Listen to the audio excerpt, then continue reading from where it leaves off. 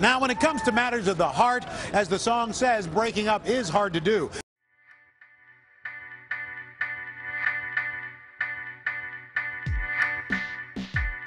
It was so dangerous, and I didn't care.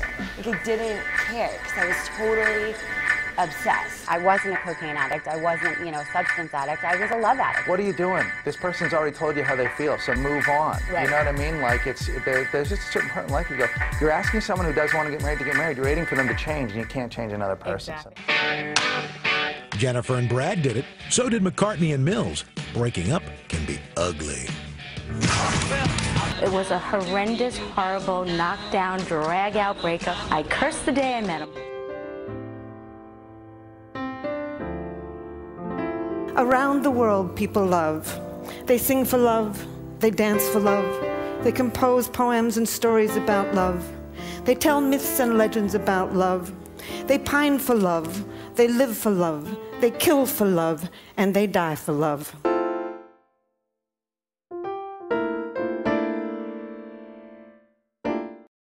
No other females jumped from here, have they? No. I mean, you know it's going to be scary, but you know you're going to be okay, and that's all that matters, is that you will be okay. I'm not going to push you. I'm not going to push you. But if you stand here for more than 10 more seconds, I will. 3, 2.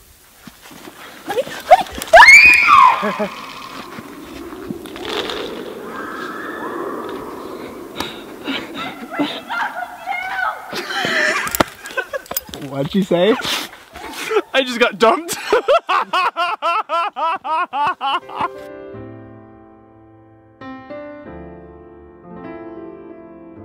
I think it's the #1 thing that people drive for and strive for. I mean, you think about it, it starts so early in like grade school. You have that first love, and then you have your puppy love, and then your first love, typically in like middle school or high school. And I think it's the most basic thing that people want. That's all you think about. That's all you dream about throughout the day. You're in class.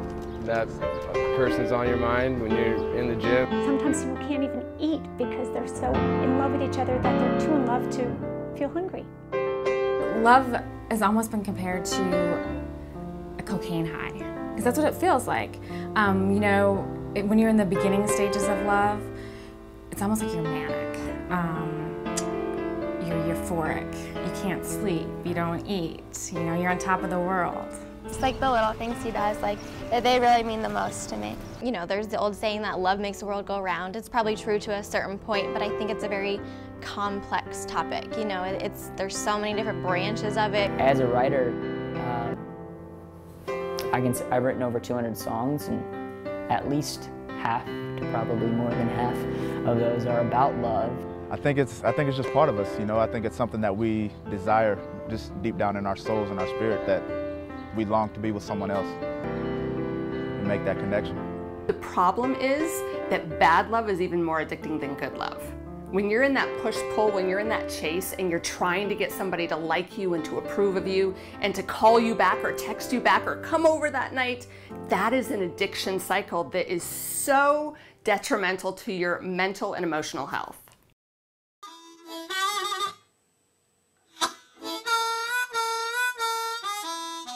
People just want that instant gratification. I mean, we get our food in 5 minutes. We get our news like in 2 seconds. And we're like, well, we just want to feel loved, to feel happy. And they're putting it into the wrong person. They're not waiting long enough for like getting physical with someone. They're just jumping into it. And it's just really sad like how relationships and just our culture as a whole is deteriorating because of it. And in 2012, 68% of 18 to 24-year-olds divorced. That's a social problem. We see just about everything here. A couple of weeks ago, I remember this couple got married here, and our limo driver took them back to their room.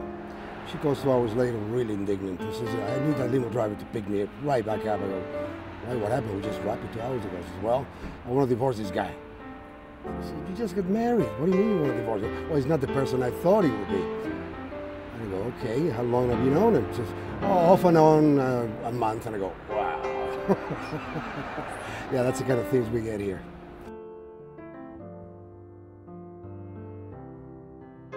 relationships today, in college relationships, especially like in a Greek life setting, they're all based on like going to parties and having fun that way. But they're never gonna see each other in the like real life, like see what they do during the day. Like in the 50s, they used to like take you out on dates and candle, like, I mean, I'm down for the candlelit dinners and long walks on the beach, but that's what, like, it's old-fashioned, and I feel like that our parents had it right. Overall, as a whole, I'd say Facebook has added a tremendous amount of stress and complexity to relationships. No longer is your relationship your relationship. It is now you and 1,500 of your Facebook friends' relationship.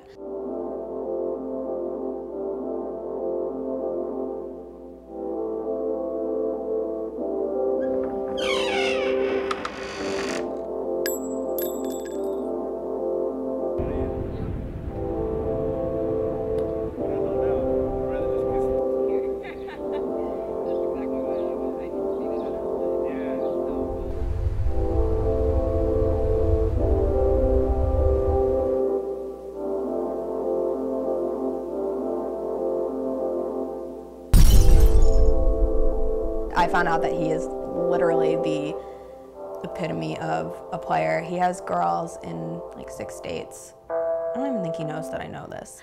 But I was at a bar and he would like go chat up with, he'd say he was going to the bathroom and I'd see him like chatting up with some girls. I'm visiting from California to Syracuse, New York. And his friends would be like, oh yeah, you know he has like a couple other, like he met another girl abroad earlier in the spring. And I was like, oh, all right, this is interesting. And then finally, I'm assuming it was like an ex something of his, came like stumbling up to me in a bar and was just like, I hope you know that he has been with over 47 different girls, and then just walked away. And I was just like, okay, this needs to end now.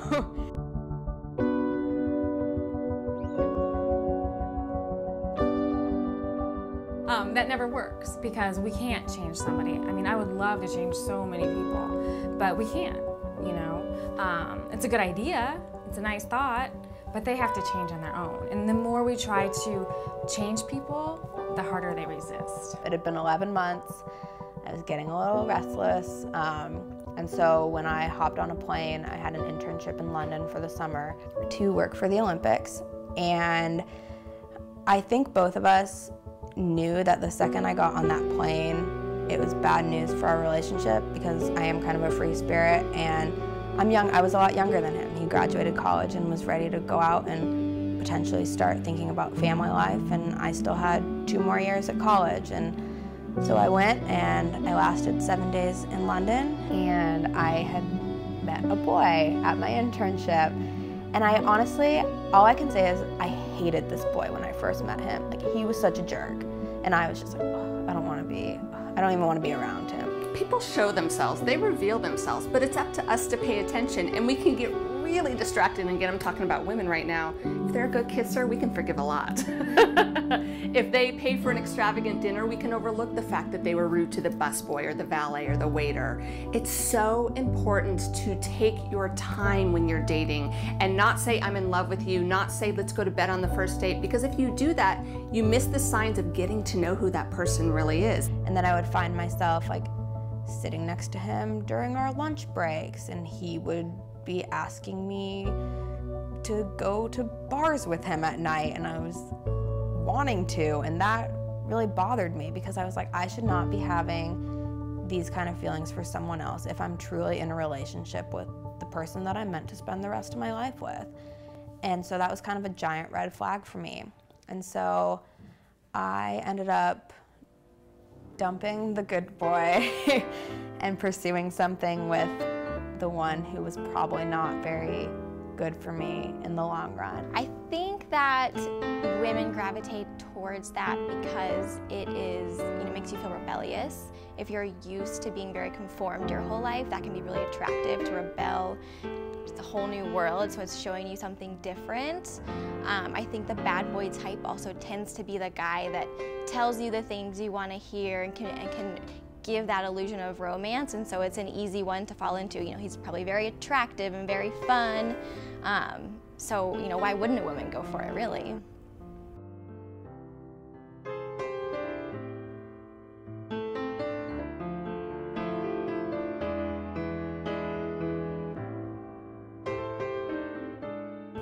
Best love advice ever was from my mother. Crazy as she might be, it was my best advice. I remember I was 18 years old, or 19, and my high school girlfriend Chris broke up with me for the third time. 3 times. I didn't learn the first time, you know. The first time wasn't painful enough. The second time wasn't painful enough. Third time she broke up with me, I was there, you know that, when you know that sobbing that you do, you know, it's like uncontrollable dry heaves inside your mouth. Okay, tears don't come out anymore because you've already cried so much. You know, I don't think I've cried since I was 19, so I got it all out when I was a teenager. But the best advice ever was when she looked at me, and I remember she was splitting with my dad, I didn't know it yet. She says to me, she says, this person, you are not meant to be with her. There's somebody else out there that's far better for you, a better match, a better person for you. That was the best advice ever, because it's so true. If you're with somebody and they don't love you the way you need to be loved, and they don't honor you as a person the way that you need to be honored, and they don't touch you and hold you the way you need to be held, and they don't make you feel sexy and amazing and beautiful, there's somebody else that will. And believe that.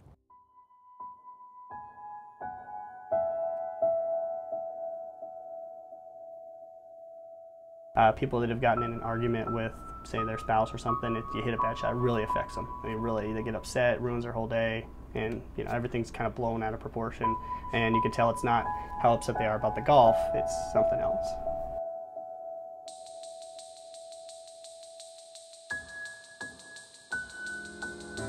I was on the cart and there were girls in the hot dog stand. I'm like, there's a hot one coming around the corner. Like, get his name. So his name was Matt or whatever. I think it was Matt. I should probably protect his identity. Let's pretend his name was Steve. And so then I followed him, right? And he told me that he was Owen Wilson's cousin, the actor with the big nose and the blonde hair. And I believed him because this guy had a big nose. And I was like, oh, it's like the same, they must be cousins. And so he's like, oh yeah, let me get your number. And so I gave him my number and I was so excited. And this was like just when text message, like I just started text messaging, and he told me that they were going out for dinner. And it was a big event like Barrett Jackson, or, you know, where a lot of like celebrities' cousins come to town. I don't know. So he said that they were going to the Ocean Club for dinner and that I should go to the Ocean Club. So I met him at the Ocean Club and I thought it was so fancy. Like I put on like now looking back, it was like the trashiest outfit, but whatever. So I put it on and I go and meet them at the Ocean Club. And he kept talking about his cousin. And then I never heard from him again after the Ocean Club. Ever. Then she goes and breaks my heart, cheats on me. With the guy from a rival high school. These are her lips, actually. If you want to zoom in on that. And he gets up, so we get there, and he takes me to this park, makes it seem like it's like this fun, like adventure thing, and then he says, yeah, I'm gonna break up with you. And I got them done in Newport Beach over the summer, my freshman year.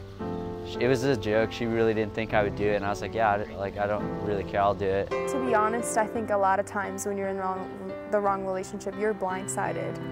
I don't know that I knew I was in the wrong relationship. I would say there was a few people that kind of said, like, is this the best person for you?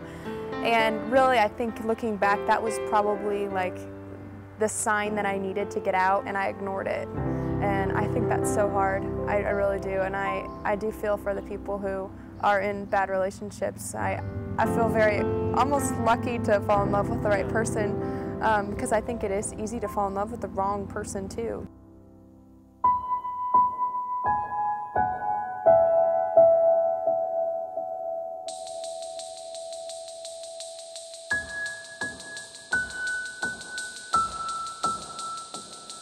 April Fool's comes around, and worst April Fool's joke ever in my entire life. So she calls me and she was like, "Hey Steven, so bad news. I missed my period." And I was just like, my whole world just like came crashing down. You know, I felt like I had a bright future at Southern Illinois. I had a good season, you know, my freshman year, and you know, my grades were okay, and I felt like everything was going well. You know, I felt like I had a good girl and everything, and then this happens. And you know, I believed her. I didn't think that, you know, I knew it was April Fool's, but I didn't think that was something that you know, you April Fool someone about? Trust is the first and foremost thing. Once you betray trust in a relationship, even from my own personal experiences, it's nearly impossible to gain trust back. Once you've lost that, I've seen very few couples survive a betrayal of trust. So that day, like I didn't go to class, I didn't do anything. You know, I was just sitting in my room, just praying, like, man, God, what am I supposed to do, man? You know, possibly got a kid on the way. You know, I still got 3 years of school left. You know, what do I do? You know, and it got to the point where we had practice that day, and I was ready to tell Coach, you know, what was going on, you know, my situation. Like, hey, Coach, I'm probably gonna have a baby on the way, and luckily, you know, she told me beforehand, you know, that was April Fool's joke, and I was just so hot. I was so hot, where I was ready to call it quits then.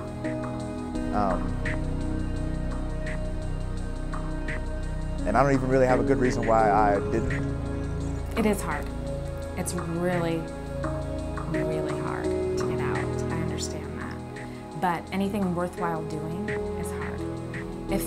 If everything was easy in life, we'd all be doing it, you know? And you're strong enough to do it.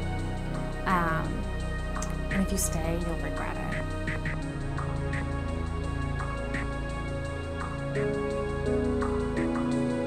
We're out to dinner, and you know, we're having a great night, and we're sitting in a booth, and the people that she was facing, over the back of my shoulder, the guy gets down and proposes to his girlfriend,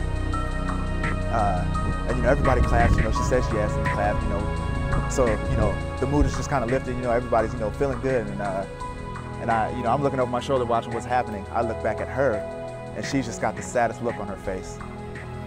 And I was like, oh man, did I do something? Did I forget, or like, what's going on? So, you know, I asked her, like, hey, you know, what's wrong? Is there something wrong? And she just looks at me and just dead serious. She goes, I wish you would propose to me.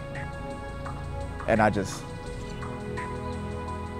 stuff just kind of froze, you know, time just kind of froze, and I was just like, no, no, I can't do this, you know, not right now. Don't keep this person on a pedestal if they don't belong there. Knock them off when you look at the list.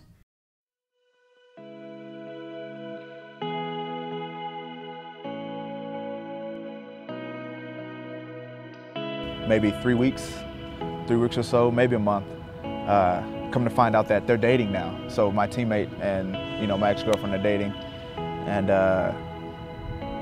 you know, I was I was pretty heated, you know, but at the same time, at that point, I kind of realized, you know, that I wasn't missing anything. If you're with somebody and they don't love you the way you need to be loved, and they don't honor you as a person the way that you need to be honored, and they don't touch you and hold you the way you need to be held, and they don't make you feel sexy and amazing and beautiful, there's somebody else that will.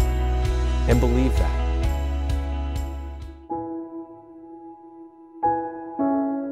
I remember I was just waking up and not even knowing who I was, what I wanted to do.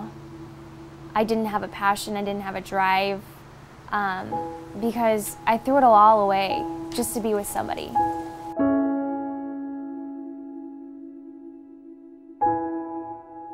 We were the couple, we were the it couple at my college, and we did everything. We were crazy, we were fun, we were outgoing, we loved everybody. We went skydiving together on a whim. We would go boating together, you know, we would just do all the time, just fun stuff. I mean, we just had a lot of fun together. And so I think that was the basis of our relationship. It was a lot of fun. And I think when you have a lot of fun, you also can hide a lot of stuff, you know, and I think he had a lot of layers I didn't know about.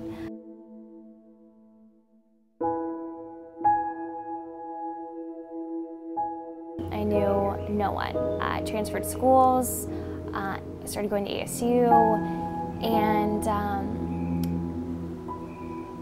I think that's when everything started to crumble.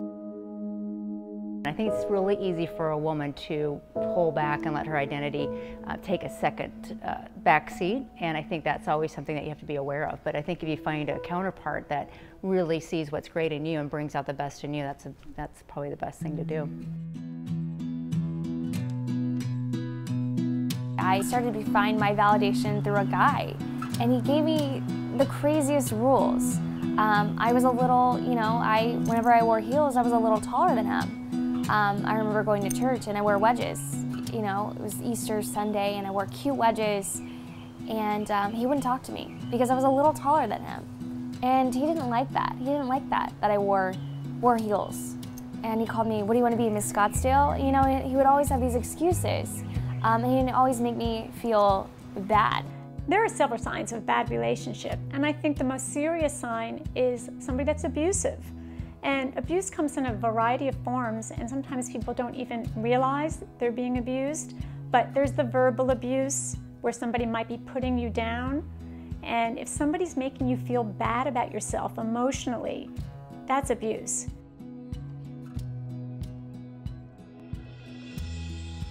The day we break up, he buys a ring, an engagement ring, for his ex-girlfriend. And then proposes to her 3 months later, and I find out. But the whole time this was happening, he was still contacting me. He was still texting me. And I think the second somebody cheats, it's game over. I mean, you go, first time they cheat on you, it's a strike against them, but you go back, what do you expect? They're gonna do it again.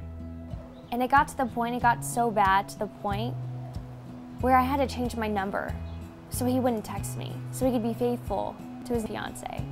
Well, I think it's like cheating in anything, whether you're cheating on a test, cheating on, life, cheating on people. Again, if they're already displaying those attributes while you're dating, it isn't gonna change when you get married. In fact, it's gonna just get worse.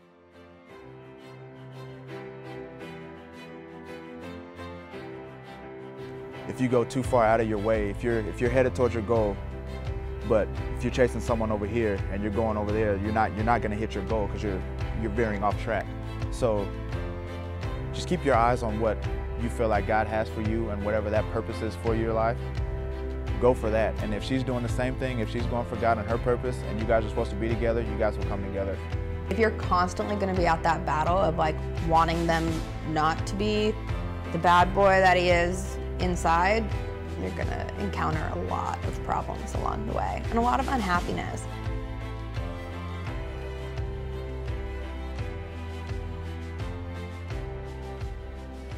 So we set up a date for the following Friday, and he called about 30 minutes beforehand, and he said that his other grandma had died. She was dead too. So 2 grandmas in a week. One time I broke up, this was when I was young, I was like 21. But I went on a date with this guy, and he ate all of his fries before his cheeseburger. I was like, I don't think I can live with it like this.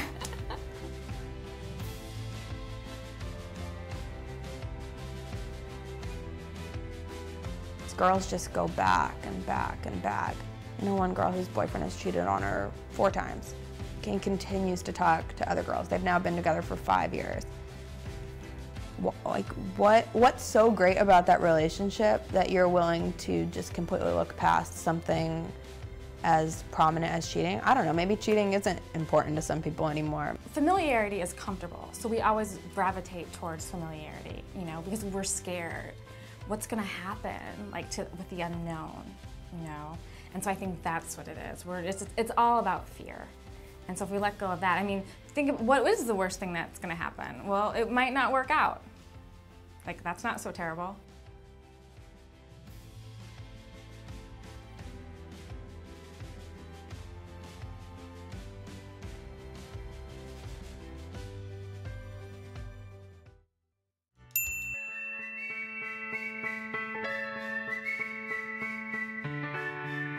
There are probably 5 different core secrets that we heard over the years and the thousands of couples that we talked to and interviewed and such.